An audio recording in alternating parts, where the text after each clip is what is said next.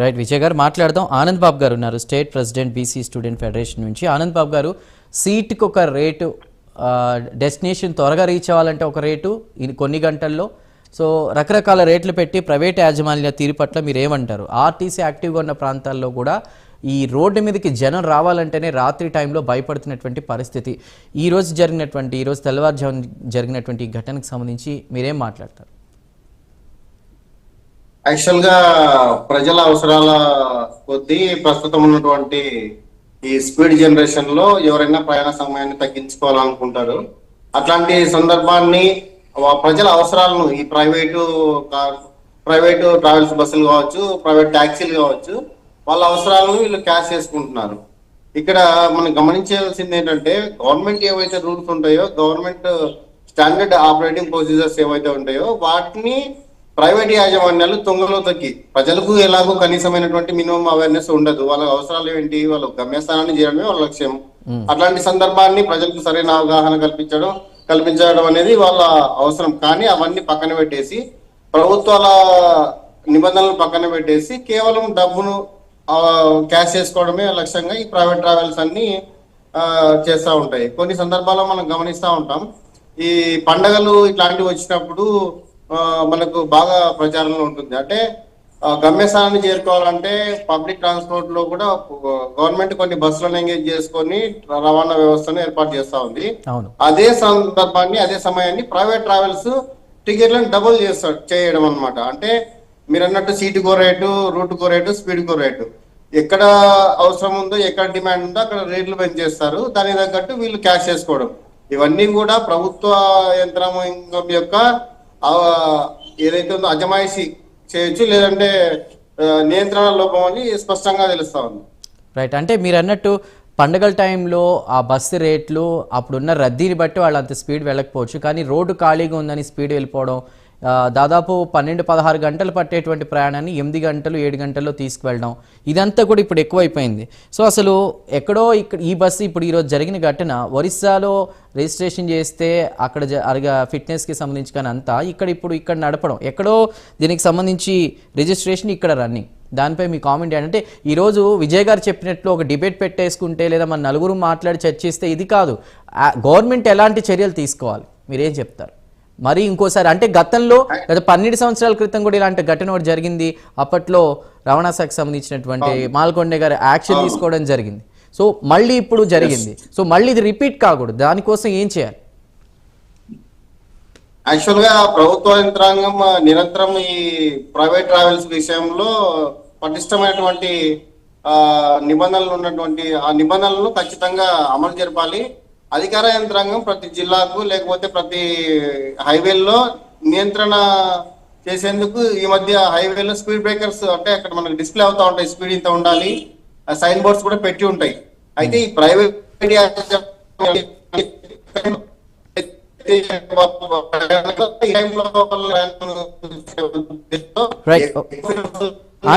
ఆనంద్ గారు ఒక్క నిమిషం, మీది ఆడియో డిస్టర్బెన్స్ వస్తుంది, ఒకసారి సిగ్నల్ చెక్ చేసుకోండి. సురేష్ కుమార్ గారితో మాట్లాడదాం, state working president Jana Vignana వేదిక నుండి. సురేష్ గారు, పూర్తిగా అగ్నికాహుతి అయిపోయినటువంటి పరిస్థితి, బస్సు మొత్తం కూడా ఎక్కడా ఎలాంటి సేఫ్టీ మెజర్స్ కానీ హ్యామర్స్ కానీ బయటకు వచ్చేటువంటి సిచ్యువేషన్ లేదు. 32 మంది కూర్చోవలసిన ప్లేస్లో 42 మంది 45 మంది అలా ఇరికించి వచ్చేటువంటి, ఏదైనా ఇన్సిడెంట్ జరిగితే బయటకు వచ్చేటువంటి పరిస్థితి లేనటువంటి సిచ్యువేషన్ ఉంది. ఈరోజు చూసాం. మీరేం మాట్లాడతారు అసలు దీని గురించి? గవర్నమెంట్కి ఎలాంటి చర్యలు తీసుకుంటే ఇలాంటివి అసలు రిపీట్ కాకుండా ఉంటాయి? అవునండి, ఇప్పుడు నేను కూడా కర్నూలులోనే ఉంటాను. నేను యాక్చువల్గా ఆ స్పాట్కి వెళ్ళి చూసి వచ్చాను. నేను ఎంత బాధాకరం అంటే హృదయ విదారకరం. నాకు తెలిసిన వాళ్ళ ఒక అమ్మాయి ఉంది, వాళ్ళ ఒక ఆఫీసర్ వాళ్ళ ఫ్రెండ్, వాళ్ళ అమ్మాయి ఉంది, 24 years సాఫ్ట్వేర్ ఇంజనీర్. తనని బాడీ ఇక్కడ గవర్నమెంట్ హాస్పిటల్ అంతా వెతికితే ఆ లిస్టులో, అంటే ఎవరైతే హాస్పిటల్ అడ్మిట్ అయినారో ఆ లిస్ట్ లో అమ్మాయి పేరు లేదు. సరే లేదు అంటే ఎక్కడ ఉంది అంటే ఇంకా ఆటోమేటిక్ గా సరే ఏమన్నా కొందరు ఏం జరిగిందంటే కొందరు ఆల్రెడీ ఇంట్లోకి వెళ్ళిపోయినారు. అంటే అప్పటికప్పుడు ఏదైనా దొరికితే క్యాచ్ చేసుకొని హైదరాబాద్కి వెళ్ళిపోవడం అట్లా వేస్ట్ చేస్తున్నారు. సరే ఎవరైనా ఇంటికి వెళ్ళింటే అమ్మాయి ఫోన్ స్విచ్ ఆఫ్ వస్తుంది అంటే సరే ఇంటికి వెళ్ళింటే ఒకవేళ తన ఇంటికైనా ఫోన్ చేసేది కదా, పర్సనల్ నెంబర్ కన్నా వాళ్ళ ఇంటి వాళ్ళ అమ్మ వాళ్ళకైనా చేసేది. అక్కడికి ఫోన్ రాలేదు అంటే నో డౌట్ అమ్మాయి అక్కడికి చేరలేదు, ఇక్కడ హాస్పిటల్లో లేదు. అంటే ఏంటి థర్డ్ ప్లేస్, ఇంకా ఆటోమేటిక్ గా బస్సులోనే ఉండిండాల. సరే ఏంటి బాడీస్ ఎక్కడ ఉన్నాయి అంటే ఇంకా హాస్పిటల్ తీసుకురాలేదు, అక్కడే బస్సులోనే ఉన్నాయి.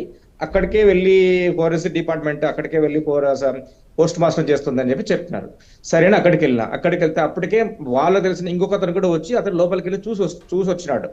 అతను అడిగా, ఏమండి ఏమైనా గుర్తుపట్టే పరిస్థితి ఏమైనా ఉందా, అమ్మాయి ఫోటోలు ఏమైనా ఆర్నమెంట్స్ ఉంటాయి కదా, దాన్ని చూసి ఏమైనా ఐడెంటిఫై చేసగలవా అంటే అతను చెప్పిన ఆ విధానం చూస్తే మనం ఎంత బాధ అనిపిస్తుంది అంటే, ఏం గుర్తుపడతామన్నా, ఆడ చూసినావా ఏమన్నా మాంసం ముద్దలు ఒకటే ఉన్నాయి, కొందరికి కింది భాగం లేదు, కొందరికి కాళ్ళు లేవు, కొందరికి చేతులు లేవు, కొందరికి తల సగం కాలిపోయింది.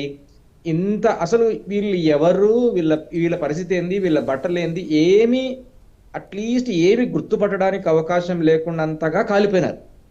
మీరు ఒక్కసారి గమనించండి, ఆ ప్రమాదం జరిగినప్పుడు ఆ చిన్న ప్లేస్ లో అంతమంది ఎంత బాధాకరమైన పరిస్థితులను ఎదుర్కొని ఉంటారు. జరిగిన సమయం అప్పుడు 2:30-3 గంటలంటే ప్రయాణంలో ఈ ప్రయాణంలో ఉన్నటువంటి కొంతమంది బయటపడ్డ వాళ్ళు చెప్తున్నారు, వాళ్ళ గాయాలతో కూడా ప్రెస్తో మాట్లాడుతూ వాళ్ళు చెప్తుంది, 40 నిమిషాలు నరకం చూసాం మేము, ఎటు వెళ్లాలో తెలియలేదు, ఎలాగోలా తప్పించుకున్నాం అని చెప్తున్నారు, చిన్న కిటికీలో నుంచి, డ్రైవర్ విండోలో నుంచి. సో కాపాడదామన్నా కూడా సిచ్యువేషన్ అంత భయానకంగా ఉందంటున్నారు. అసలు ఒక నియంత్రణ ఎలా తీసుకురావాలి ఈ ప్రైవేటు బస్సుల యాజమాన్యాలపై? మీరు చూడండి, బస్సు సేఫ్టీలో అన్ని ప్రైవేట్ బస్ ఈ మధ్య కాలంలో అన్ని ప్రైవేట్ బస్సులు వస్తున్నాయి, ఏసీ బస్సులు వస్తున్నాయి, ఫుల్ ప్యాక్డ్ వస్తున్నాయి. అవును, సరే స్లీపర్ కోచ్ బాగానే ఉంది, సంతోషం బాగానే ఉంది. కానీ మీరు ఒక్క ఎగ్జిట్ డోర్ ఉంటుంది. ఇలాంటి ప్రమాదం జరిగినప్పుడు ఒక్క ఎగ్జిట్ డోర్ లో ఎంతమంది బయటకు వస్తారు? అదొకటి మైనస్ పాయింట్. రెండోది, బ్రేక్ చేయడానికి ఎన్ని చోట్ల ఈ హ్యామర్స్ ఉన్నాయి, ఎక్కడన్నా కనబడుతున్నాయా? లేవు. మూడోది, ఎందుకు మీరు ఒక బస్సులో 4 ఎగ్జిట్ పెట్టి ఎందుకు పెట్టకూడదు? ఎమర్జెన్సీ ఎగ్జిట్లు ఎందుకు పెట్టిండకూడదు? బస్సు ఎక్కిన వెంటనే ఇక్కడ ఎమర్జెన్సీ ఎగ్జిట్ డోర్స్ ఉంటాయి, దీనిని తీసే విధానం ఇది అని ఇప్పుడు మన ఫ్లైట్ లో ఎక్కినప్పుడు ఎక్స్ప్లెయిన్ చేస్తారు కదా, అంతా మొత్తం సిస్టమ్ ఎట్లా ఉండాలనేది. అది ఇక్కడ ఎందుకు చేసిండకూడదు? చేసింటే గిన ఈజీగా 4 డోర్లు ఓపెన్ అంటే ఇమ్మీడియట్ గా సగం మంది 30 మంది బయటకు వచ్చేవాళ్ళు కదా. అదొక minus point. Main door open కాలేదు. మెయిన్ డోర్ ఓపెన్ కాకపోవడం కానీ ఆ డ్రైవర్ వెళ్ళిపోయాడు అక్కడ నుంచి. అరే మీరు నీళ్ళేసి దాన్ని ప్రయత్నం చేస్తున్నారు కానీ ఆ డ్రైవర్ ఆ డోర్ ఓపెన్ చేయడానికో ఇంకోటి ఏమైనా ఆలోచించాల్సింది. 300 మీటర్లు బస్సు ఢీకొన్న తర్వాత ముందుకు వచ్చిందంటే ఎందుకు బస్సు ఆపలేకపోయినాడు? అంత దూరం పోయింది. అదొక మేజర్ డ్రాబ్యాక్ అక్కడ. ఇక్కడ బస్సు ఏంటంటే, మీరు అందరూ ఒక్క పాయింట్ బాగా గమనించండి, ఈ బస్సు 2:45 నిమిషాల నుంచి 3:15 మధ్య జరిగింది ప్రమాదం. కర్నూలుకి వచ్చింది. కర్నూలు పక్కన ఒక 15 కిలోమీటర్ దాటింది. ఈ బస్సు ఎప్పటికి వెళ్ళిపోవాలంటే బెంగళూరుకి మార్నింగ్కి వెళ్ళాలి. మీరు హైదరాబాద్ లో ఎన్ని గంటలకు బయలుదేరిస్తున్నారు? టౌన్ అంతా సిటీ అంతా తిప్పి మీరు 11 గంటల తర్వాత బయటకు వస్తే ఖచ్చితంగా 2 గంటలకు బస్సు కర్నూలుకి వస్తా ఉంది. ఎందుకు? మీరు ఇప్పుడు ఫస్ట్ లో చెప్పారు కదా, ఎన్ని గంటలు సాగాల్సిన జర్నీ ఎన్ని గంటలు జరుగుతుంది, మరి ఇన్ని గంటలు 15 గంటలు 10 గంటలు సాగాల్సిన జర్నీని తీసుకొచ్చి 6 గంటలు 7 గంటల్లో కుదిస్తే ఇంకేం జరుగుతుంది? ఖచ్చితంగా అది బండి హై స్పీడ్ తో వెళ్తుంది ఖచ్చితంగా. ఎందుకంటే వాళ్ళకి టార్గెట్ అది మార్నింగ్ కల్లా బెంగళూరు రీచ్ కావాలా. ఆ స్పీడ్ లో మీరు ఈ ఓల్వోల్ బస్సులు పక్కన వెళ్తే టూ వీలర్ ఊగిపోతుంది ఖచ్చితంగా. అసలు నిలబడదు, కష్టం, చాలా ఇబ్బంది. ఇంకోటి ఎస్పెషల్ నైట్ టైం ఈ ఇన్సిడెంట్ లో చాలా హృదయ విదాకరం ఏంటంటే, అంత పెద్ద సంఘటన జరిగితే అది వర్షం పడుతుంది, చాలా మంది దూరంగా వెహికల్స్ ఆపుకున్నారు, అది పేలిపోతుందనో మళ్ళీ వీళ్ళకి ఏమైనా ఇబ్బంది అవుతుందన్నా కానీ ఎంతమంది వెళ్ళి కాపాడగలిగినారండి?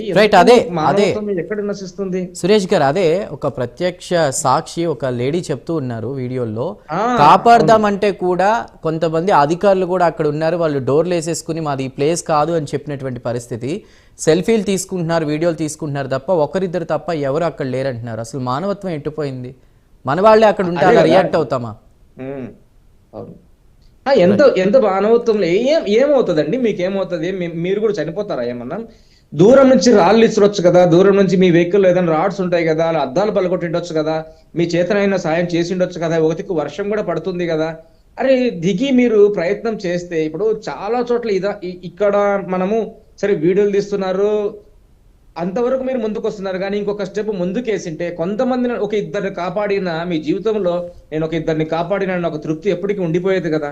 ఆ పని ఎందుకు చేయలేకపోతున్నాం? ఈ రోజు రోడ్డు మీద ఎవరైనా కత్తి పట్టుకుని ఎవరైనా చంపుతున్నారు అంటే అందరు దూరం నుంచి పరిగెత్తనే ఉంటారు. గట్టిగా అరిచి మీరు 4 రాళ్ళు వేస్తే వాడు పారిపోడండి, ఎంతమందిని చంపగలుగుతాడంటే అసలు ఆ చిన్న మానవత్వం కూడా లేకుండా జనాలకు ఎందుకు తయారవుతారండి? అది చాలా బాధాకరం కదా ఖచ్చితంగా. ఇప్పుడు ఇక్కడ సంఘటన జరిగింది, ఇక్కడున్న ప్రభుత్వ యంత్రాంగం జరిగిన వెంటనే మొత్తం పోలీసు వ్యవస్థ కానీ, హాస్పిటల్ స్టాఫ్ కానీ, కలెక్టరేట్ అడ్మినిస్ట్రేషన్ సైడ్ కానీ నుంచి మొత్తం స్పాట్ లో టకటక దిగేస్తున్నారు. ఈవెన్ ఫోరెన్సిక్ కూడా రోడ్డు మీదనే అక్కడ టెంట్లు వేసేసి మొత్తం ఇబ్బంది లేకుండా అక్కడే చేయడానికి ఏర్పాట్లు చేస్తున్నారు. ఇక్కడ మధ్యలో ఉంది కాబట్టి, ఇన్సిడెంట్ జరిగింది కాబట్టి, ఇన్సిడెంట్ తర్వాత ఏమేమి చర్యలు చేయాల్సింది అన్ని వాళ్ళు చేయగలుగుతున్నారు. కానీ ఈ సమస్య ఎక్కడ స్టార్ట్ అవుతుంది, బస్సు ఎక్కడ స్టార్ట్ అవుతుంది, ఎక్కడ ఎండ్ అవుతుంది, ఆ పర్మిట్స్ ఏంది, ఆ సిస్టమ్ అంతా ఇంకోరు వేరే వాళ్ళు చూసుకోవాల్సిన పరిస్థితి. కాబట్టి ఇక్కడ జరిగిన అడ్మినిస్ట్రేషన్ వీళ్ళు సఫిషియెంట్ గా చేయగలుగుతున్నారు. కానీ లోపాలు ఏమి ఉన్నాయి అన్నది అయితే ఇంకోటి, అది మనము ఫైర్ కి మనం ఎప్పుడైనా వచ్చినప్పుడు ఎగ్జాస్ట్ ఫ్యాన్స్ పెట్టొచ్చు కదండి. ఒక స్మోక్ వచ్చిన వెంటనే ఇప్పుడు ఈ బస్సులో ఉన్న మేజర్ ట్రాఫిక్ ఏంటంటే అంత క్లోజ్డ్ సర్క్యూట్ ఉంటుంది. ఒక్కసారి పొగ వస్తే మనిషికి కన్ఫ్యూజన్ అయ్యి వాడు ఎటుపోవాలో, అసలుకు మీరు ఆ టైంలో ఒకరినొకరు గుద్దుకొని అటుపోవాలన్నా ఇటుపోవాలన్నా తెలియక ఎంత నరకం అనుభవించింటారంటే అక్కడ ఎవరైనా ఉన్న వాళ్ళకే తెలుస్తుంది ఆ బాధ ఏందో, ఎవరైనా దాంట్లో బయట వాడికే తెలుస్తుంది. మనం ఊహించుకుంటేనే తెలుస్తుంది కదండి ఎంత ఇబ్బందికరంగా ఉంటది అన్నది. ఎందుకు ఒక స్మోక్ వస్తేనే ఆటోమేటిక్ గా ఎగ్జాస్ట్ ఫ్యాన్స్ అన్ని ఓపెన్ అయ్యి స్మోక్ ని బయటికి పెట్టేలాగా ఒక సిస్టమ్ ని ఎందుకు పెట్టిండకూడదు బస్సులో? అదే అంటున్నానండి, యాజమాన్యాలు కూడా ఒక కెమెరా సిస్టమ్ పెట్టి జర్నీ అంతా కూడా వాళ్ళు మానిటరింగ్ చేస్తూ ఉంటే ఈ రోజు ఇంత పెద్ద ప్రమాదం జరగకుండా ఉండేది. అలర్ట్ చేసేటువంటి ఒక సిస్టమ్ ఉంటే బాగుండేదని కూడా అందరూ అంటున్నారు. రేపు మాట్లాడదాం. భాస్కర్ గారు ఉన్నారు. భాస్కర్ గారు, కే భాస్కర్ గారు, PDSU రాష్ట్ర అధ్యక్షులు. భాస్కర్ గారు,